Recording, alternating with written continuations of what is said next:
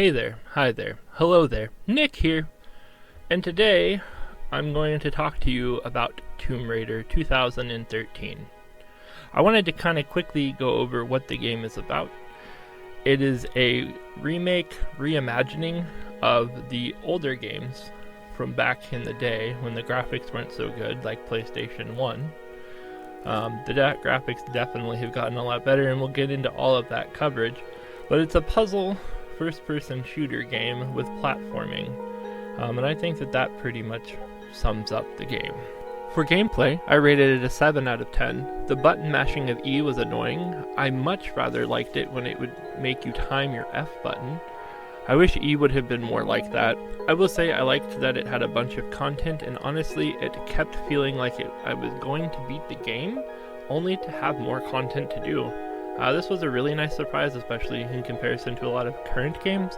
The puzzles felt really simple, but this might have been due to how good they did of a job of using the environment to give you clues as to what was happening and how to complete the puzzles. The market, or in-game store, I would rate a 4 out of 10. The upgrade system in this game was kind of boring, very stock choices it felt like. The menu for the upgrade system was also pretty hard to navigate, and the buttons sometimes didn't seem clickable, but actually were. While this game does have a multiplayer option, we did not check into it, so I'm going to mark multiplayer as not applicable or a social aspect. Outside of that, there really isn't any other interaction that you have with players, so it's mainly a solo game. The narrative or storyline of the game, I would rate a 5 out of 10. It was interesting enough that you wanted to know what was happening next. I didn't like that much of the storyline though was hidden in documents, and this is why it got docked as many points as it did. After I 100%ed the game, while I know none of the backstory was super important to beating the game, there was a couple of times that it supplied some really good context to what was going on. The document from Alex professing his love for Laura seemed out of place. To me, it was only there so that way you would feel bad for Alex when he dies pretty much right after that. The visual graphics of this game I rated a 9 out of 10. It is a really pretty game. I did play Shadow of the Tomb Raider right before this, and while it's not fair to compare, they are really visually appealing games, but I know that they can do better as I got to see it in the most current game, which makes sense, which is nice to see that there's always improvement. Glitchiness of the game, or how many glitches there were. I rate this a 10 out of 10. There really wasn't a whole bunch of technical issues. The biggest issues I had were some of the waypoints were placed. When I tried to 100% it, some of them would show that they were on a certain level, but they were really on the floor above or below. Next, I'm going to talk about the value of this game in 2022. I'm going to give this a 10 out of 10. It's $15 on Steam right now and often goes on sale for half off. The gameplay, to dollar cost here is really amazing. I would say there's about 8 to 12 hours of storyline gameplay depending upon you as the player. At least another 4 to 6 hours if you want to 100% it, giving roughly 20 hours of gameplay for $15. Next is the audio quality, which I rate a 7 out of 10.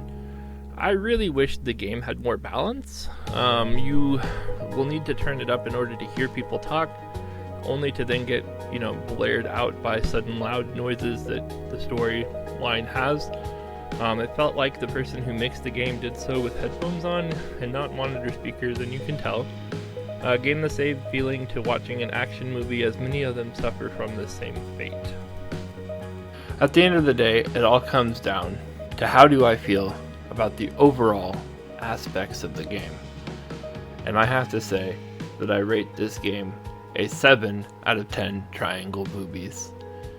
I do think that there's some room for improvement. It'll be interesting to see on the next game. And overall, I would highly recommend this game to anybody to pick up and play. It definitely was worth my time. The only thing that I dislike is I wish that it had a little bit more replayability. Hey everyone, it's my turn to give you the review for Tomb Raider 2013. I'm going to tell you a little bit about the storyline before we start the actual review. In the beginning of the story, Lara Croft is on a boat with a bunch of friends/co-workers, and they're trying to find artifacts because they're archaeologists and filmmakers and whatnot.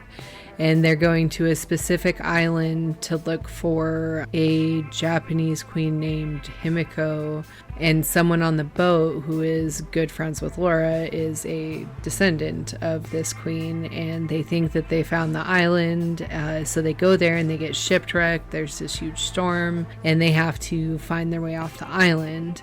I did enjoy the storyline. There are a lot of places where it seems like the game is almost done, but it continues going, which I did enjoy. But let's go ahead and get into my review now that I've given you at the beginning of the storyline without any spoilers, I'd like to think. For gameplay, I would give this a 7 out of 10. Most of the things that were reduced were for the controls.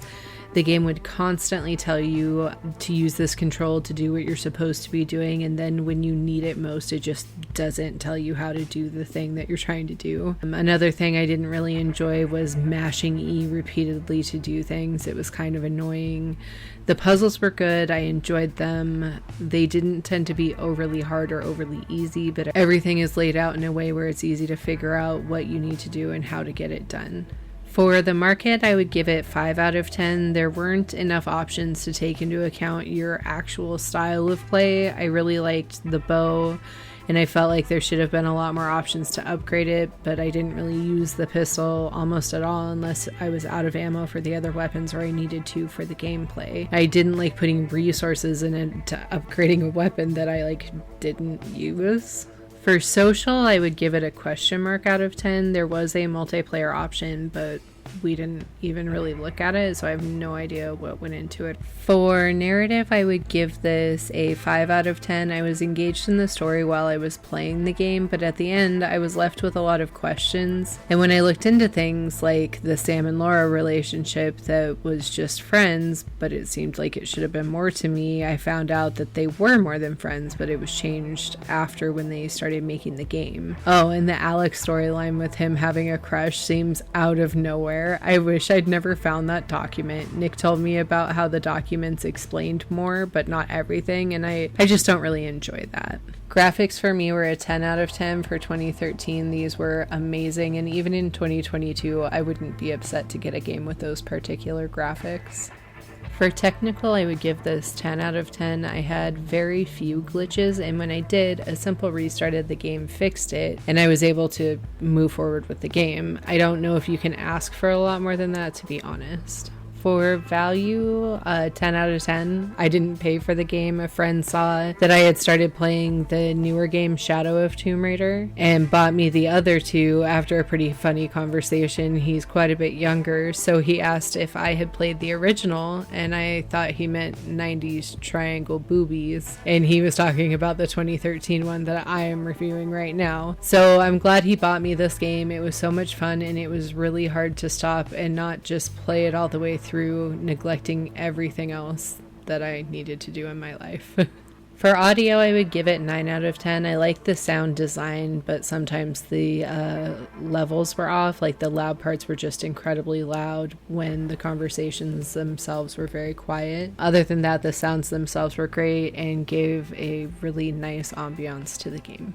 Overall, I'd give the game 8 out of 10 triangle boobies. It could have had more nostalgia built into it. I'm also not sure it's got a lot of replay value, but I definitely think it's worth playing through at least once, and I'm really excited to play the next one.